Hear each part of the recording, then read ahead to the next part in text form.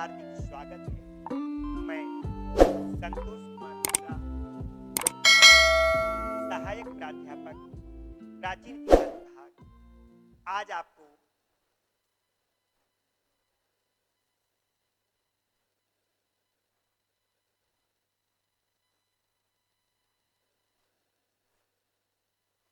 मध्यकालीन भारत के इतिहास में अकबर महान के बारे में बताएंगे।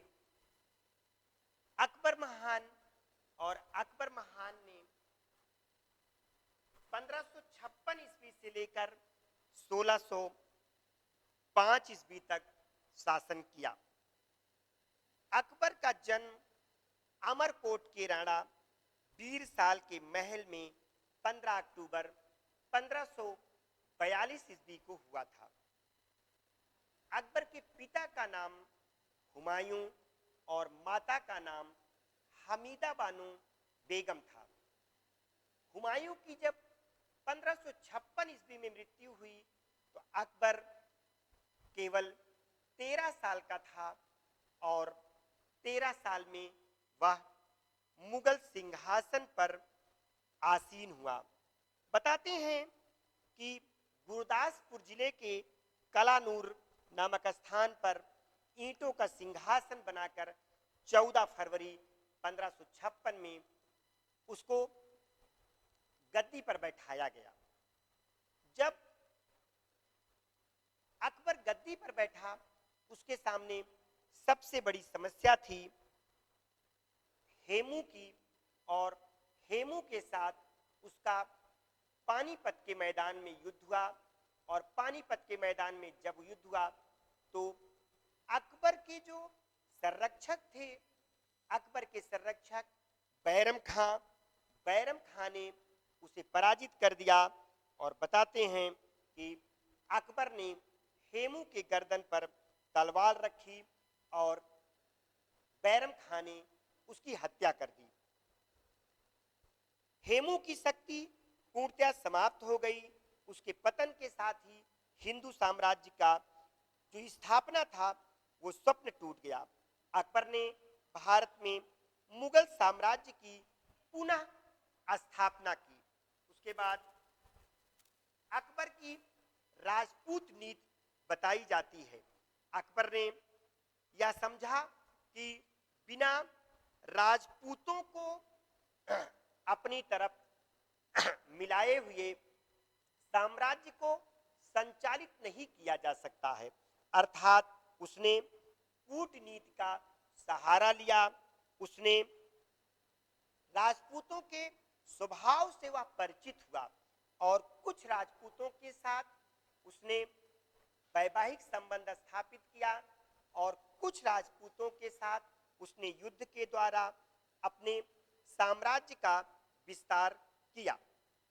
उसने मुसलमानों से ज्यादा राजपूतों के ऊपर विश्वास किया, क्योंकि अकबर के शिक्षकों ने बताया था कि अगर राजपूतों का सहयोग प्राप्त हो जाए तब तुम भारत में अपने साम्राज्य की स्थापना करने में सफल हो जाओगे।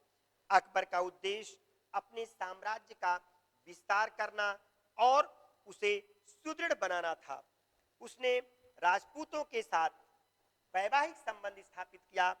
अकबर ने अपना विवाह 1562 ईस्वी में राजा बिहारी मल की पुत्री मानबाई जोधाबाई के साथ किया।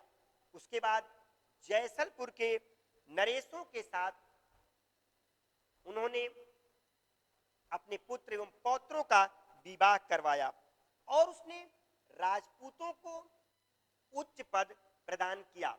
उसने राजपूतों को ऊंचे ऊंचे पदों पर बैठाया। उसने बिहारी मल को 5000 का मनसब प्रदान किया। मनसब क्या है? मनसब एक पद होता है और मनसब को प्राप्त करने वाला मनसबदार कहलाता है। राजा भगवान दास और राजा टोडरमल को उसने ऊंचे पद पर स्थान दिया, दीवाने अशरफ बनाया। उसके बाद उसने धार्मिक उदारता का परिचय दिया। उसने जो बहुत समय से जजिया कर चला आ रहा था, हिंदुओं के ऊपर धार्मिक कर था। 1564 ईस्वी में अकबर ने उस जजिया कर को समाप्त कर दिया। 1562 ईस्वी में उसने तीर्थ यात्रा कर को समाप्त किया। वह हिंदुओं के त्योहारों में भाग लेने लगा, हिंदुओं के प्रत्येक मेलों में भाग लेने लगा, जिसके कारण हिंदुओं का उसके ऊपर अच्छा प्रभाव पड़ा। वह हिंदुओं के साथ अच्छा व्यवहार करने लगा। अकबर की राजपूत नीति के फलस्वरूप स्वयं राजपूत राजाओं में फूट पड़ गई। मेवाड़ के विरुद्ध भेजे गए अभियानों में मान सिंह आदि राजपूतों ने युद्ध में प्रमुख भाग लिया। इसके बाद है अकबर की धार्मिक नीति। अकबर की धार्मिक नीति मुगल कालीन इतिहास में अकबर की धार्मिक नीति का विशेष महत्व है। उसने धार्मिक सहिष्णुता की नीति को अपनाया। उसने सभी मुसलमान शासकों की अपेक्षा अधिक सहिष्णु हो गया। अकबर की धार्मिक नीति के पीछे राजनैतिक उद्देश्य था। वह समस्त भारत पर अपने साम्राज्य की स्थापना करना चाहता था। उसकी साम्राज्यवादी नीति बिना हिंदुओं के सहयोग से पूर्ण नहीं हो सकती थी। अतः उसने यह आवश्यक समझा कि राजपूतों का सहयोग लिया जाए और राजपूतों के सहयोग से अपने साम्राज्य का विस्तार किया जाए। अकबर ने अपनी विवेकशीलता के द्वारा साम्राज्य का विस्तार किया। उसने विवेकशीलता के कारण स्वतंत्र बुद्धि से चिंतन करना प्रारंभ किया। चिंतनशील व्यक्ति के लिए किसी भी एक धर्म के प्रति कट्टरता जो है वह बड़े मायने रखती है। वह सुन्नी संप्रदाय का था और उसके यहाँ जो अन्य अधिकारी थे जैसे बैरम खां उसका संरक्षक, वो शिया संप्रदाय का अनुयायी था। अकबर के ऊपर पैतृक प्रभाव पड़ा, उसके माता पिता का बहुत बड़ा प्रभाव पड़ा। उसके वंशज धार्मिक कट्टरता और भोली भाली जनता का रक्तपात करने की प्रवृत्ति से सदैव दूर रहते थे, जिसको अकबर ने देखा कि इसके कारण हिंदू उसके बड़े निकट आ गए।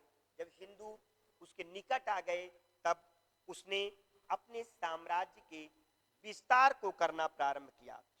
अकबर पर उसके शिक्षक और संरक्षकों का पर्याप्त प्रभाव पड़ा। अकबर के शिक्षक अब्दुल्ला लतीफ और संरक्षक बैरम खां थे। ये दोनों शिया धर्मावलंबी थे। इनमें धार्मिक सहिष्णुता पर्याप्त मात्रा में विद्यमान थी। ये दोनों सूफी मत से प्रभावित थे, जिसका प्रभाव अकबर के ऊपर प्रभाव। उसके बाद अकबर के ऊपर राजपूतों का भी प्रभाव पड़ा। राजपूतों की छत्र छाया में ही उसने अपने साम्राज्य का विस्तार किया। उसने राजपूतों के परिवार में वैवाहिक संबंध स्थापित किए, जिसका परिणाम यह हुआ उसकी सभा और उसकी सेना में अधिक मात्रा में राजपूत शासक रहने लगे। उसने एक धार्मिक नेता बनने की संभावना को व्यक्त किया और उसने 1582 ईस्वी में एक नए धर्म चीन के इलाही धर्म की स्थापना की। हिंदुओं पर अन्यायपूर्ण प्रतिबंधों की समाप्ति कर दी। उसने सब धर्मों को मानने वालों को धार्मिक स्वतंत्रता प्रदान की, उसने हिंदुओं के साथ विवाह संबंध स्थापित किया, मुसलमानों का आमिल का पद समाप्त किया, हिंदुओं को ऊंचे पद पर उसने नियुक्त किया। उसने जो दीन इलाही धर्म चलाया, दीन इलाही धर्म में बताया गया कि ईश्वर एक है और एकेश्वरवाद की स्थापना करनी चाहिए। इस धर्म के अनुयायियों को मांस ना खाने तथा सबकी भलाई करने का व्रत लेना पड़ता था। इस धर्म के लोगों को रविवार का दिन बड़ा महत्वपूर्ण माना जाता था। दीन इलाही धर्म का जो उद्देश्य था, अकबर समन्वयवादी था और दीन इलाही धर्म की स्थापना समन्वय स्थापित करने के लिए की गई थी। इसकी स्थापना का उद्देश्य धार्मिक सहिष्णुता की स्थापना करना था और अकबर इस धर्म में प्रजा में राजभक्ति की भावना उत्पन्न करना चाहता था। इस धर्म के प्रचार में राष्ट्रीयता की भावना जागृत हुई, धार्मिक कुरीतियों का अंत हो गया। इससे धार्मिक सिद्धांतों पर वाद विवाद प्रारंभ हुए। इसके बाद अकबर ने मनसबदारी व्यवस्था का प्रारंभ किया। अकबर ने अपने सैनिकों तथा असैनिक पदाधिकारियों की हैसियत को नियत करने के लिए एक पद्धति चलाई जिसे मनसबदारी व्यवस्था के नाम से जाना जाता है। मनसब अरबी भाषा का शब्द है जिसका अर्थ दर्जा या प्रतिष्ठा होता है। मनसबदारी मुगल राज्य के किसी भी पदाधिकारी का वह पद था जो अधिकारी वर्ग के उसके दर्जे, उसके वेतन, दरबार में उसके स्थान को निश्चित करता है। इस नई व्यवस्था के अनुसार सरकार के प्रत्येक पदाधिकारी का एक मनसब नियुक्त होता था। अबुल फजल ने लिखा है, मनसबदारों की 66 श्रेणियां थीं, परंतु उनकी कुल संख्या 33 से अधिक नहीं थी। सबसे छोटा मनसब 10 और सबसे बड़ा मनसब 10,000 का होता था। अकबर ने शासन के पिछले भाग में सबसे बड़ा मनसब 12,000 का कर दिया था और इस 12,000 के मनसब को उसने अपने पुत्र सलीम जहांगीर को दिया था। 1 से 10 400 तक मनसब वाले पदाधिकारी मनसबदार कहलाते थे। 500 से 2,500 मनसब वाले व्यक्ति उमरा कहलाते थे। 3,000 से अधिक मनसब वाले उमरा ये आजम कहलाते थे। मनसबदारी व्यवस्था से बहुत लाभ हुआ। इसके बाद जब सलीम यानी जहांगीर को बहुत बड़ा मनसब प्राप्त हो गया तो सलीम के मन में राज्य की प्राप्ति के लिए लालसा जागृत हुई और अकबर के शासन काल में ही 1601 ईस्वी में उसने विद्रोह कर दिया और इलाहाबाद के निकट उसने अपने को स्वतंत्र शासक घोषित किया। लेकिन जोधाबाई के बहुत समझाने पर सलीम ने अकबर से क्षमा मांगी। 1603 ईस्वी में सलीम ने फिर दोबारा विद्रोह कर दिया, जिस पर अकबर ने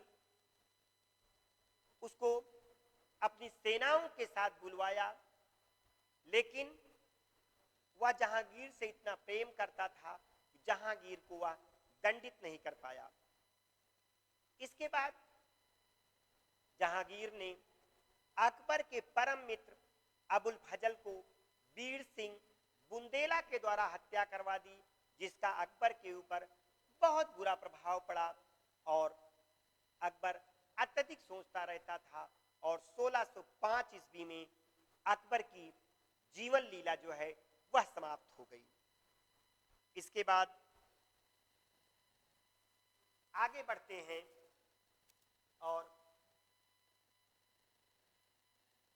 आगे बढ़ने पर सामाजिक सुधार आंदोलनों की तरफ आते हैं और सामाजिक सुधार आंदोलनों में सबसे पहले राजा राम मोहन राय का नाम लिया जाता है। राजा राम मोहन राय प्रारंभिक जीवन, जो कि नवीन युग के प्रवर्तक, भारतीय पुनर्जागरण आंदोलन के पिता, भारतीय राष्ट्रीयता के देवदूत आदि नामों से जाने जाते हैं। राजा राम मोहन राय निसंदेह आधुनिक भारत के निर्माता थे। 19वीं सदी का कोई भी धार्मिक अथवा सामाजिक आंदोलन ऐसा ना था जिसके आरंभ में प्रत्यक्ष अथवा अप्रत्यक्ष रूप से राजा राम मोहन राय ने सहयोग न दिया हो। राजा राम मोहन राय का जन्म 22 मई 1774 ईस्वी को बर्धमान जिले के राधानगर ग्राम में हुआ था। उनका जन्म एक कट्टर ब्राह्मण परिवार में हुआ था। उनके पिता बंगाल के नवाब की सेवा में थे और राय रायन की पत्नी भी ली थी। राजा राम मोहन राय की प्रारंभिक शिक्षा प्राप्त करने के लिए 12 वर्ष की अवस्था में फारसी, अरबी पढ़ने के लिए पटना गए। उन दिनों पटना इस्लामी शिक्षा का प्रमुख केंद्र था। वहां पर उन्होंने फारसी का के साथ साथ कुरान एवं सूफी धर्म का अध्ययन किया। राजा राम मोहन राय बचपन से ही कुशाग्र बुद्धि के थे। वह अपने विचारों के कारण उन्हें कट्टरपंथी परिवार से बाहर निकाल दिया गया। कुछ समय तक वह इधर उधर घूमते रहे। उसके बाद उन्होंने अंग्रेजी, Greek, French, Latin, German, Hebrew आदि भाषाओं को सीख लिया। भारतीय भाषाओं के माध्यम से उन्होंने भारतीय धर्म एवं परंपराओं तथा विदेशी भाषाओं के माध्यम से इस्लाम, ईसाई एवं अन्य विदेशी धर्मों का अध्ययन किया, जिससे वह यूरोपीय सभ्यता, संस्कृति तथा आधुनिक ज्ञान के संपर्क में आए। उन्होंने आगे कलकत्ता में वेदांत कॉलेज की स्थापना एवं वेदांत का प्रचार प्रारंभ किया। वेदांत के एकेश्वरवादी सिद्धांत के प्रचार के लिए 1825 ईस्वी में राजा राम मोहन राय ने कलकत्ता में वेदांत या हिंदू कॉलेज की स्थापना की। उन्होंने उपनिषदों में वर्णित एकेश्वरवाद पर बल दिया। राजा राम मोहन राय बद्रायन के उपनिषदों और वेदांत सूत्रों का गहरा अध्ययन करके इस निष्कर्ष पर पहुंचे कि उपनिषदों के विशुद्ध आस्तिकवाद या ईश्वरवाद की चर्चा की, जहां मूर्ति पूजा का कोई स्थान नहीं है। उनके ऐसे विचारों का उनके कट्टरपंथी परिवार में काफी विरोध हुआ और यहां तक कि परिवार तो उनको माता पिता ने पहले ही छोड़ दिया था, पत्नी ने भी उनका साथ छोड़ दिया। इसके बाद राजा राम मोहन राय ने ब्रह्म समाज की स्थापना की। राजा राम मोहन राय में एक महान सुधारक व अदम्य उत्साह था। वह बाधाओं से डरे नहीं। 20 अगस्त 1828 ईस्वी को राजा राम मोहन राय ने ब्रह्म समाज की स्थापना की।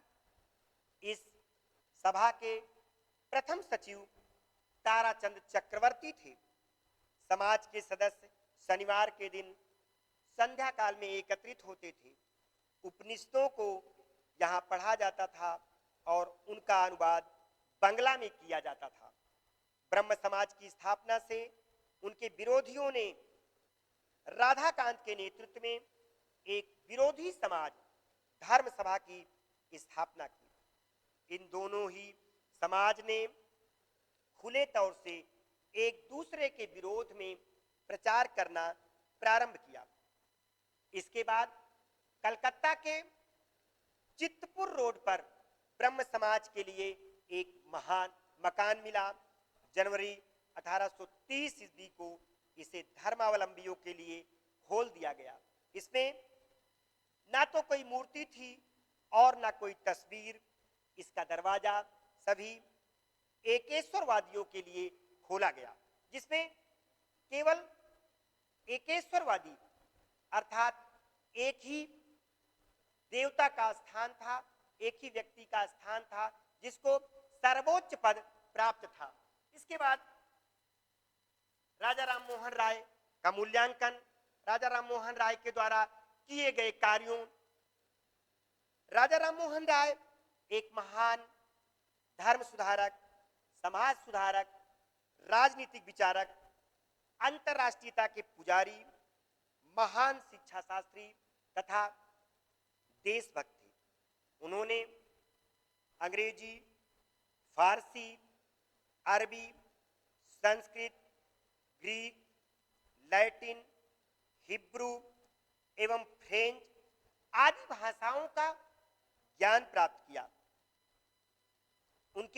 उन्होंने अनेक धर्मों का अध्ययन किया। वह धार्मिक स्वतंत्रता एवं सहिष्णुता के पुजारी थे। उनकी स्वतंत्रता की अभिधारणा का स्रोत उपनिषद था। वह उसकी अभिव्यक्ति धर्म, नैतिकता, सामाजिक व्यवस्था, राजनीतिक आदि में चाहते थे। उन्होंने ईसाई, इस्लाम आदि सभी धर्मों में इसकी अभिव्यक्ति देखी। इसीलिए वह सभी धर्मों की मौलिकता, एकता और सच्चाई में विश्वास करते थे। राजा राम मोहन राय ने स्त्रियों की दशा सुधारने की ओर ध्यान दिया। सती प्रथा के उन्मूलन में उन्होंने महत्वपूर्ण योगदान दिया। सती प्रथा अत्यंत ही भयावह एवं अमानुषिक सामाजिक प्रथा थी, जिसके विरुद्ध 1829 ईस्वी में लॉर्ड विलियम बेंटिंक से कानून बनाकर सती प्रथा को अवैध घोषित करवा दिया। वह विधवा विवाह तथा स्त्री शिक्षा के घोर समर्थक थे। वह जाति प्रथा के कड़े विरोधी थे। सामाजिक एवं धार्मिक सुधारों के अतिरिक्त उन्होंने राजनीतिक सुधारों की ओर ध्यान दिया। वह भारत की आजादी के समर्थक थे। आज हमने आपको अकबर महान के बारे में बताया, राजा राम मोहन राय के बारे में बताया। अगर यह वीडियो आपको अच्छा लगा हो, आप शेयर करिए, लाइक करिए, सब्सक्राइब करिए।